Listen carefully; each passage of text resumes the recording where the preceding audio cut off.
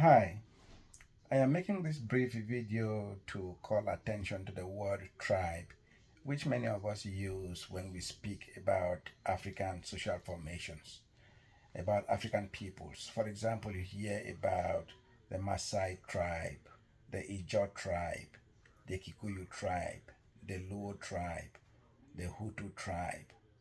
Now, I want to say that you add nothing substantive to what you want to say by using the word tribe. You can simply say the Igbo, the Maasai, the Luo, the Kikuyu. You don't need to add tribe to it for it to make any sense. Now, the word tribe is a problematic word. We can't go into all the problems here.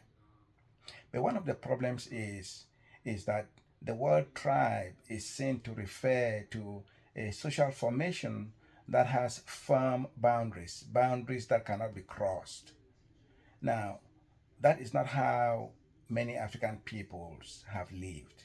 Historically, these African groups have had very porous boundaries. They did not have walls that divided them.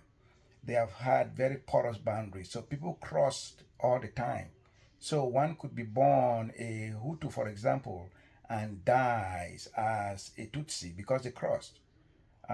They moved from one community to another. Were not stuck in one community. So the idea of Africa without borders, which is being raised now, is an old idea in Africa because in many African communities, the boundaries were not firm.